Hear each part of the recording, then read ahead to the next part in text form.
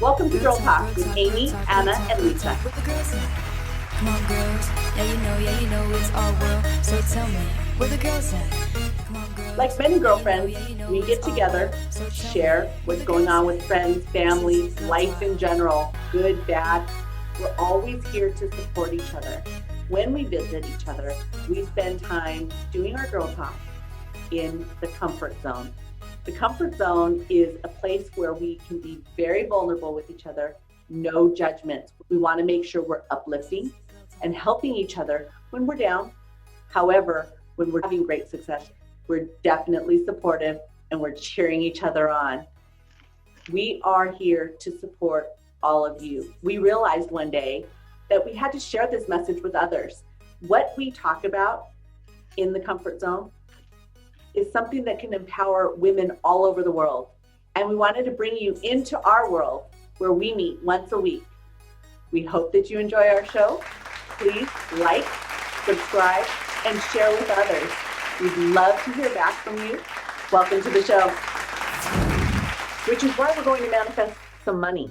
That's the topic of discussion. Yes, today. let's talk about manifestation and money and money being energy.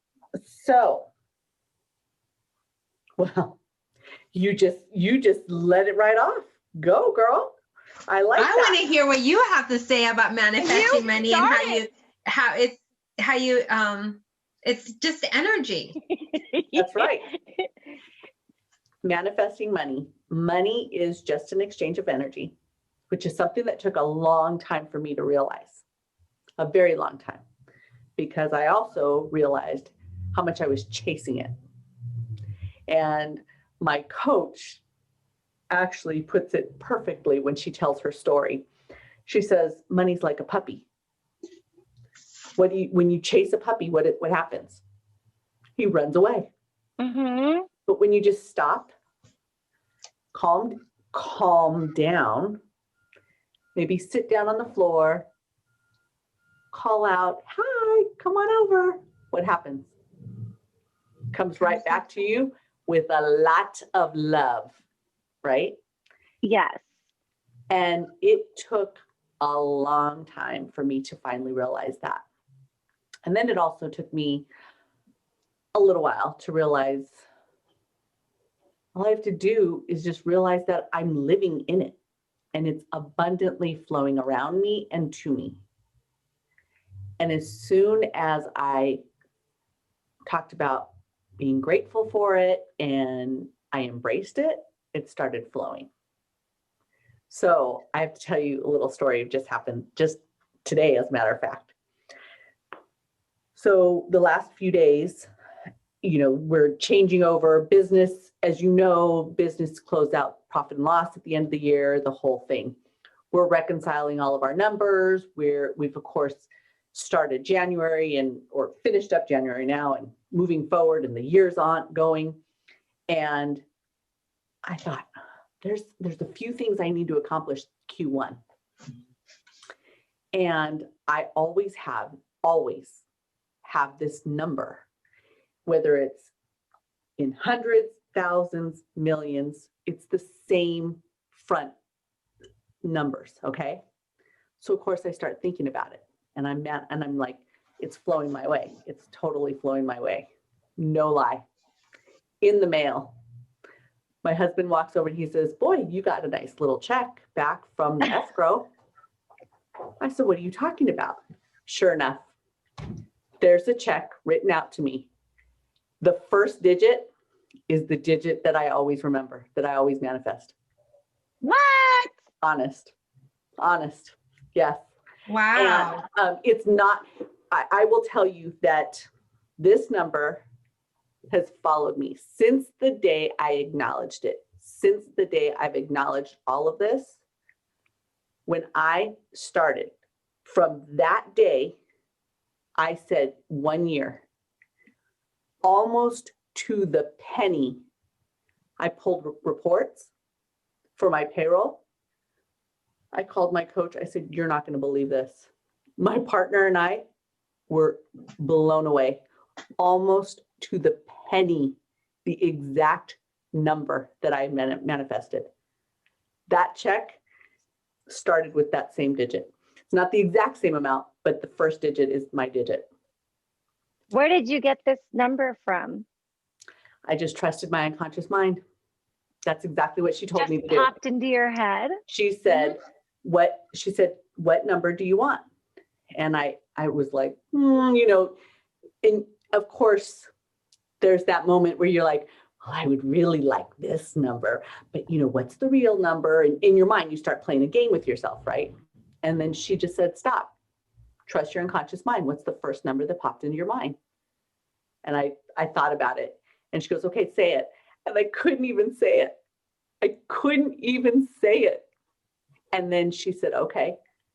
And Anna's actually done this exercise. She said, add, what is it? 3 zeros. Is it 3 zeros to it or a zero? 1 0. 1 0. Add 1 0 to it. And I'm like, oh yeah. I couldn't even say it the first time. Now you want me to add a 0? And she had me add a 0. And literally I sat back in my seat and I was like choking. And I'm not kidding you. From a year after that, almost to the penny, the exact number. So, and then again yesterday, just with the fact that I was like, I kind of need this, and I didn't, you know, I'm just talking it out. Yeah, it can happen. It's all about the energy. It truly is, Lisa. I recall a time in my life a while back where I was stressing about money. And the more I stressed about it, the less it came. And I was getting sick, I was getting, really stressed out because I was chasing, just like that little puppy that's behind you right now. Tell me about it. She's going crazy today. She's all over the place. I was chasing it, but not until I realized that, wait, and I switched it differently. I now know different.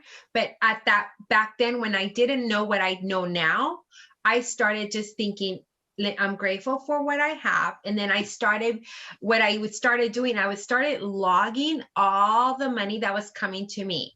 Whether somebody bought me a cup of coffee and that cup of coffee was $2, that was $2 that came to me.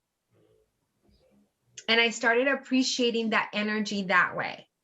And kid you not, by the end of this month, I will probably have manifested a 6-figure number of things that just have come my way. That's awesome.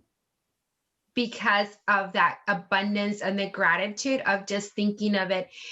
It doesn't own me. And most of the time we are chasing that money as if it owns us. No, we own it. We get to decide how much money we are worth and how much money we're going to make today. Right. I don't know. I think I just look at it a little bit differently. Well, and that's why we're having this discussion. And there's no right or wrong. It's just what's right for you. Sure. Oh, no. Yeah, absolutely. What is your thought? I just remember, so I grew up poor. My mom was a single mom and we had nothing. We literally had nothing. Okay. And I hardly ever got new clothes. I mean, the clothes would just appear. I don't know how we would manage to get them, right? And so I was never one to focus on, some people think when they're poor and they're younger, they dream about being rich when they're older, right? I wasn't one of those people. Money was really not important to me. And I think in my head, it was more, you work to make a living and to support yourself, or you work to make a living and you support your family.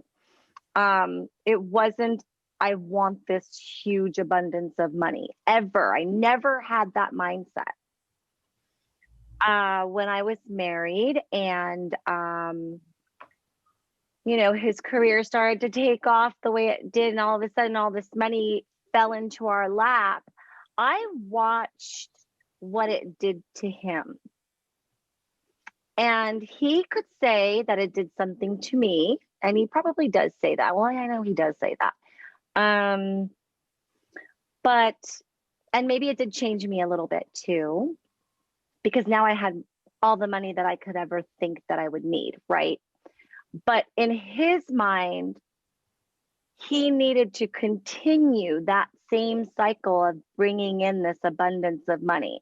And like you ladies were already talking about, if you worry so much about it, and he never had that magic number. It was just more, right? So I watched him just start to go crazy over needing more. You know, there was never enough to him. He enjoyed having the big $1 million house. He enjoyed having the nice cars, you know, the $100,000 cars and all that stuff.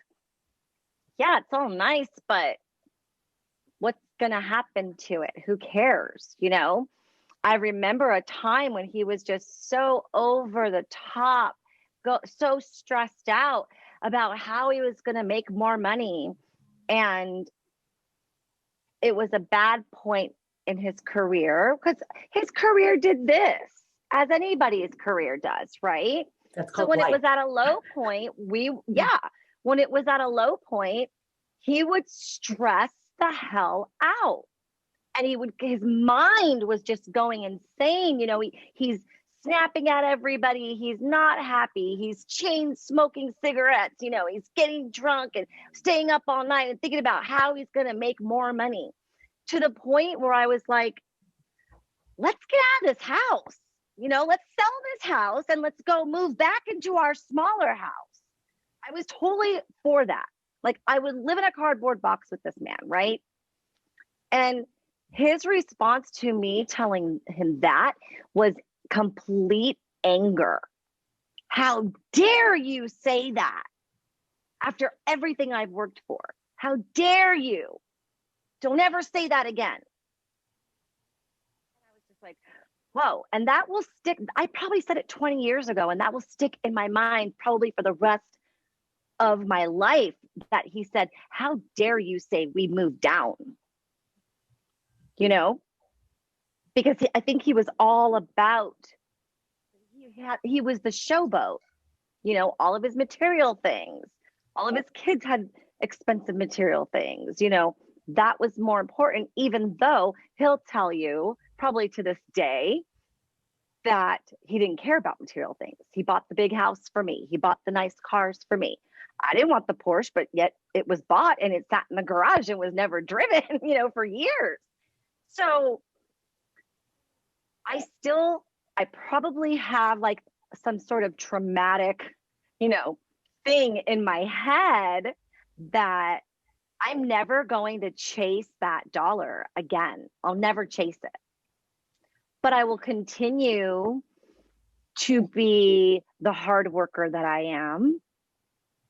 And it comes. You know, of course, when I was divorced and down and out financially and not making nearly enough money to support my kids and I knew that it was in my head, I need money. I need to do this. I need to make money. And for years, I relied on him like he told me I always would. And then, so he would hold that carrot over me, you know, and that drove me mentally insane. It really did. I had anxiety. I didn't sleep at night because constantly going through my head is he going to give me my support check? Is he going to give me my support check? Is he going to give me my support check? That's all I thought about. The day would come and maybe he'd give it to me and maybe he wouldn't. But I was so focused on that money and when it was coming that it made my life almost impossible.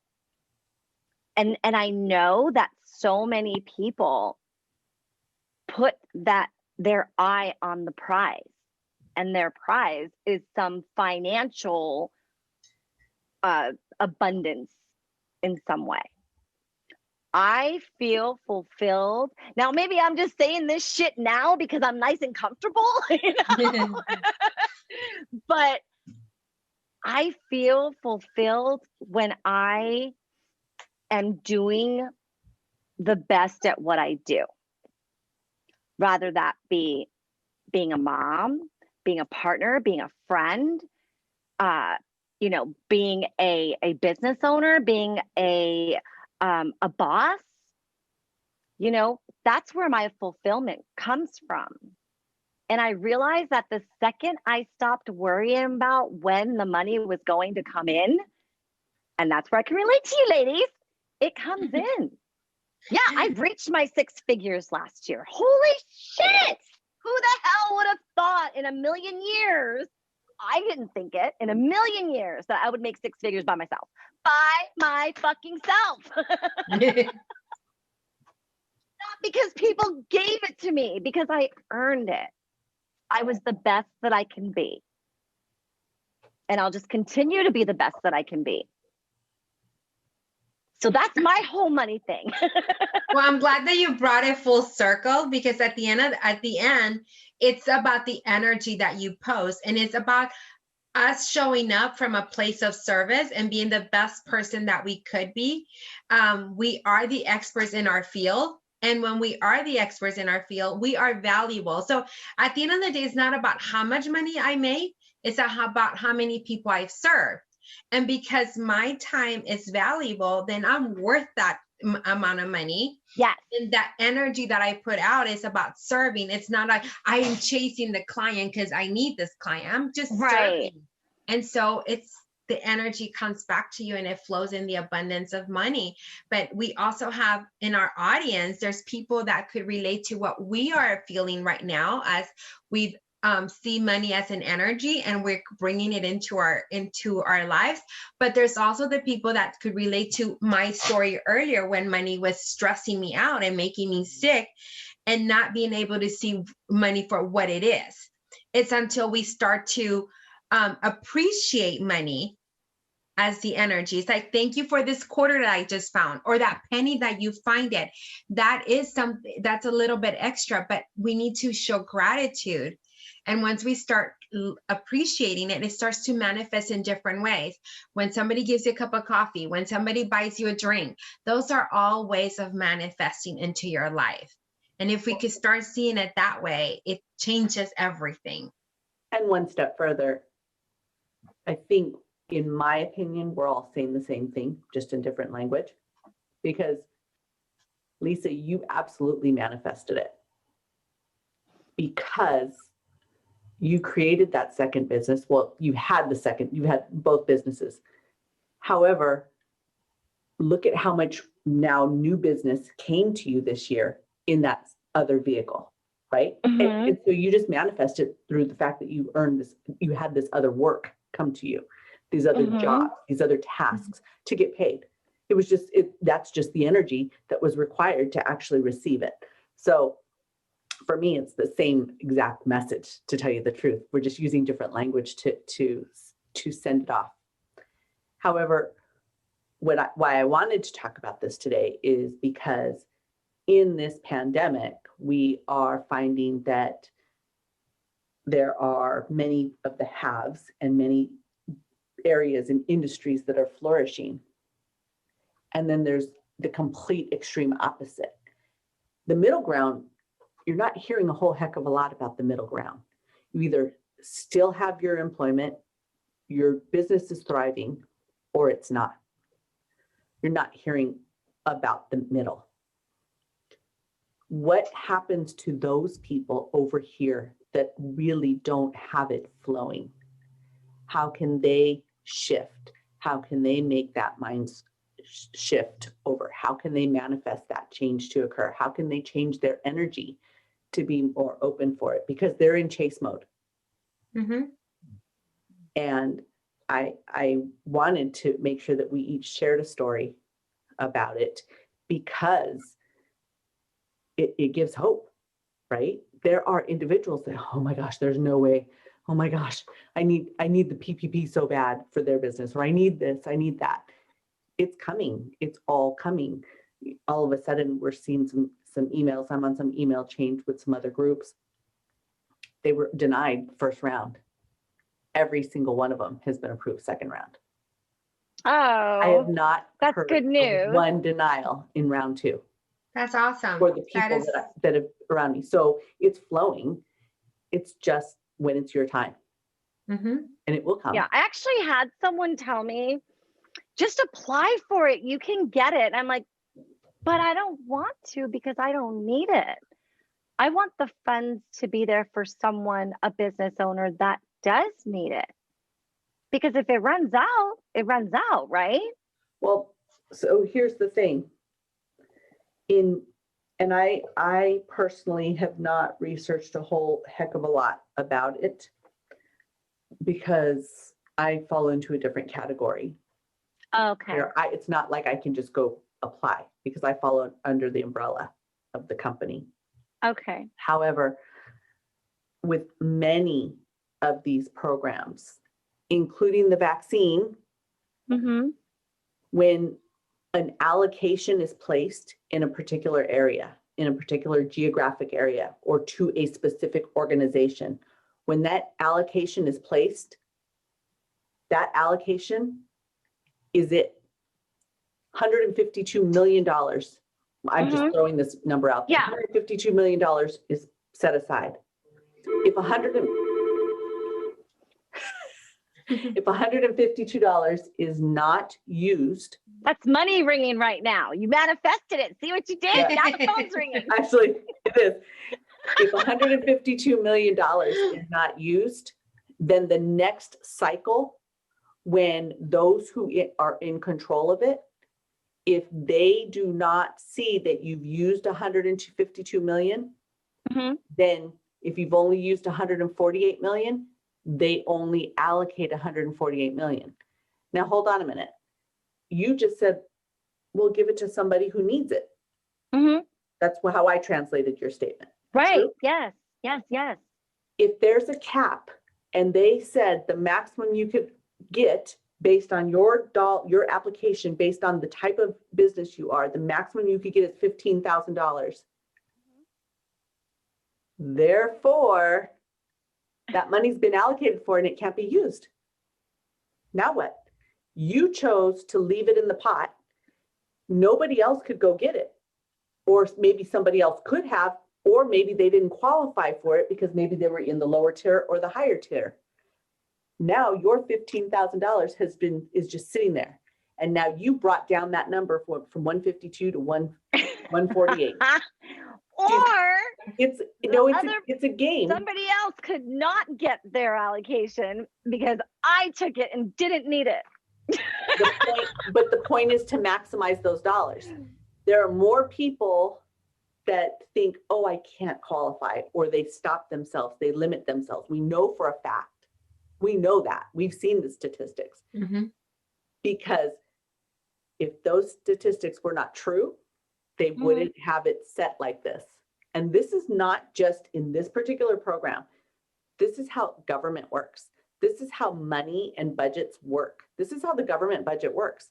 Every year when they're balancing the budget, this is exactly what they're doing. They're looking at the Department of Transportation, the Department of Defense, the Department of this, et cetera, et cetera, et cetera. How much money did we allocate for you last year and how much money did you use? Down payment assistance programs, one of the #1 places we see that. Every year there's an allocation. There are times in the year that a government agency that I work with on a regular basis calls and says, get your people in. They'll bend guidelines a little bit more because they want to use every single penny from last year's allocation so they get the maximum benefit next year. Oh, well, call me next time you get that call, Amy. But you don't qualify for it. You see what I mean? But that's the point. The point is that money is allocated. That money is set aside. There were a number of doses set aside already for each location. So if you have an opportunity to get yours, it's okay. Because that's the way the cycle, that's the velocity of a dollar in whatever form it comes in. Mm-hmm. And that's how you manifest it. See that full circle? Did you Yep. see that? Absolutely.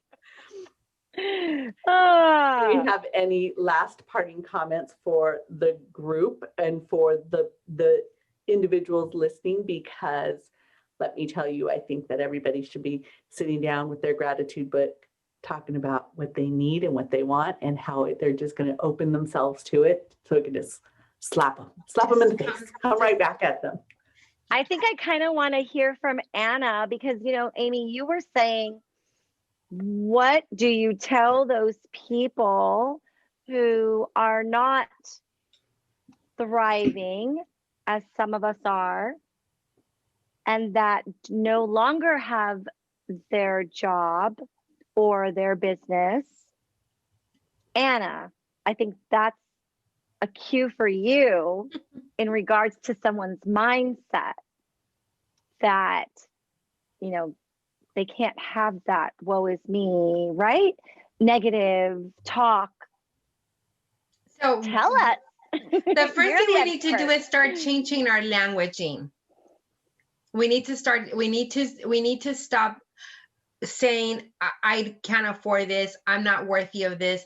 It's stepping back from where you're at, taking a look at what you do have. What do you have? You still have a house, you still have a family, you still have food, you still have clothing. You may have a job, but it's not giving you what you want. Okay, so what do you have? Let's start looking at that. Let's start being grateful for it. How can I maximize what I already do have? And if you start focusing on those little things one step at a time and you start getting rid of all the negative and turning it into a positive, guess what you're attracting? A person that some of us know dearly always talks about what you feed grows, what you starve dies. So we got to start feeding our mind positive talk, but we have to start by looking at what we already have. What do I have? I have a home. Other people don't have a home. So I'm lucky and grateful that I have a place, a roof over my head. I'm lucky and grateful that I have a blanket to cover myself at night. You start with the little things, but it's shifting the mindset to getting rid of the things that don't serve you. And it's really important to start there, start changing our language, start focusing on what we do have to make that grow. Absolutely. And that's what I tell my children too. That's what I've been telling them for years. Okay, we're not going to worry about what we don't have right now. We're going to worry about what we do have and be grateful for what we have right now. Right. Yeah. And that's it. As long as you are living in that, the rest will come. Yeah. I hope that that's the message that everybody hears. Enjoy Me too. Enjoy it. Be grateful for what you have because the rest will come. It will always fall into place. It always works out, right? Yes, it does. Thank you so very, very much. And if we don't have any more comments, I'd like to say thank you so very much for tuning in with us this week, because this week we are just truly showing our gratitude for the abundance that we all live in. Thank you so very much. Bye. Bye. How are you doing? You okay? Yes. I've been drinking myself to sleep. Well, self-medicating it's an option. What you're gonna go with? Yes. No filter, remember? This is what's coming out of my head. That's okay. My husband. You're not answering the iPhone, so he calls. My husband, yes. Let's make fun of him. Amy, come on. I'm coming. What? Oh, are you leaving? Translation. Hurry up. Yes.